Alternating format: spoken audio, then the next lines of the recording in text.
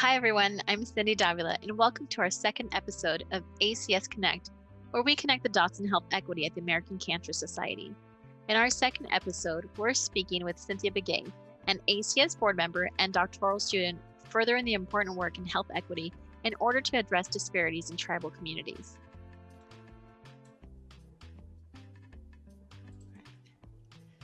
So welcome, Cynthia, and thank you for joining us today. Can you share a little bit about your background as well as your connection and your support for the American Cancer Society? Sure. Thanks so much for having me, Cyndie. I'm actually going to start out by doing my traditional Navajo introduction. So yat she Cynthia Begay and she kisani dene nishle nekai dene e bashichin torachini dashiche nekai dene e dashinale ekotego dene atsan nishle. So hi, my name is Cynthia Begay. I'm Hopi and Forehead clan, born for the Mexican people. My maternal grandfather is Navajo from the Bitterwater clan, and my paternal grandfather is Mexican. And my connection with ACS has been through being a board member for the LA Central Coast chapter. I was so happy to join. I think it was about September of last year. And, that was a connection through a previous commission role I did for LA County. But currently, I'm a doctorate student at USC Keck Medicine and Public Health. I do a little bit of colorectal cancer research, moving more towards cervical cancer research because I'm going to be doing projects based on HPV vaccine uptake and incorporating spatial sciences. Thank you. I'd love to hear more about your work, the research and advocacy as it relates to health equity and its impact on the tribal community. Yeah, so all of the work I've been doing for at least 10 years has been geared towards tribal communities, specifically throughout California. And so, that's ranged from tobacco cessation work. In my master's program, I worked on a tobacco regulatory science project where I visited every single tribal tobacco retailer and tribal lands in California. And just to provide context, there's 109 federally recognized tribes here in California, with 75 petitioning for federal recognition, and over 100 tribal lands that span throughout the state.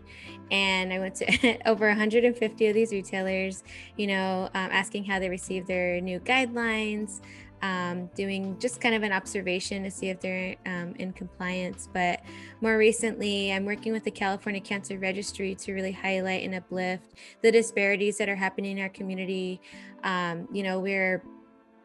We have the highest disparity for late stage diagnosis for screen detectable cancers.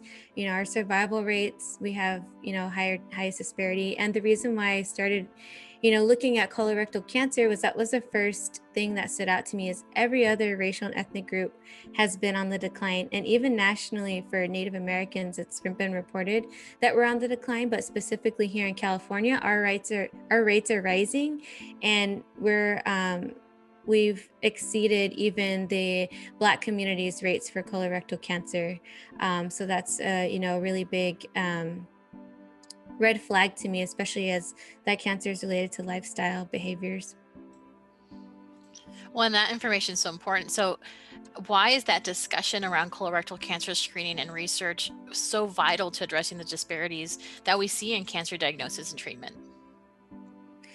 Well, I think specifically for colorectal cancer, there's such a big window between diagnosis, and ultimately, hopefully survival of that cancer. And there's a lot of room for intervention, which is, I'm really thankful. A lot of my mentors, we want to make what is obvious to us in tribal communities known. That's a lot of what public health ends up doing, is like quantifying or, quote unquote, proving health disparities that we already know just anecdotally. But more importantly, like, what are the interventions? What are the implications? And with colorectal cancer, I feel like there's a lot of room to, provide different types of screenings to rural communities, which is, where more of the cancer rate, cancer trends are a lot bigger in rural areas, and that's related to lack of transportation, healthcare access, things like that. And also just, looking at cancer care treatment, what does that look like for those communities? And, what are basically types of interventions we can bring out to those communities. So And it's really just not a type of cancer that's really talked about in our communities as well. So it's kind of demystifying that. We hear a lot about breast cancer, lung cancer, and our communities that are suffering from colorectal cancers don't really think that they're suffering from or even know. No, you're so right. So how can we work together to help narrow the gap as it relates to colorectal cancer, and what can we start to do now to take action? I think education is so important. I know a lot of our community-based work starts with education. Um, we have, even if some folks who are educated about when they should get screened may have a fatalistic point of view, which happens especially in a lot of our communities of color. It's like, well, if I get this diagnosis, this is my sealed fate, and that's not really the case in these situations. But I think for me, a lot of the work that I do, it's all community based. It's all what I really like to call community led. So as a researcher, I'm the vehicle to their solution. The community knows what they need, and we're here to just help with that process. And so what I'm hoping for is a lot more collaboration with ACS and the actual community, and to get that buy-in, to get something that they feel ownership over. And if we can create a campaign, even if it's around colorectal cancer screening, or for current cancer survivors or treatment, whatever that is, like lending those services and having the community have ownership on it, I think is really important. And not just for tribal communities, all communities really. Well, you have me so excited just hearing the information. Yes, let's collaborate. Let's do it. But all the information is great, and I'm glad that people get to hear about it and got to hear you talk about it. But I didn't want to let you go before talking about your beautiful jewelry that you create and sell.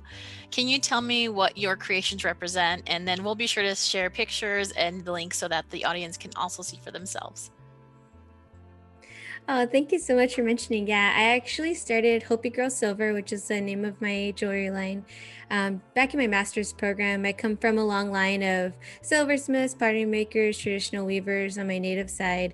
And that's something I've always wanted to carry with me. And, luckily in this day and age, we can balance both if we can. And so that's what that represents for me. I do, more traditional styles like the Dawa, which is our sun god, and corn, which is, kind of like the center of our life, and the center of our prayers. But then I've also done more contemporary things like Star Wars inspired pieces, with the Boba Fett helmet inside of a Navajo rug that was recently featured at an exhibit in Northern Arizona Museum, with the Southwest Star Wars exhibit they had.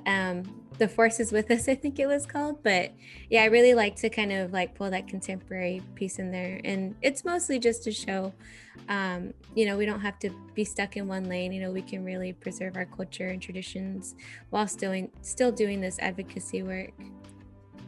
I love that you're pulling your culture into Star Wars. I mean, you can't go wrong there. Yeah. Well, thank you so much, Cynthia, for your time today. I look forward to seeing more of your work and the impact that I know you're going to continue to make in health equity, because it's so crucial to addressing those health disparities. Again, thank you so much. Thank you.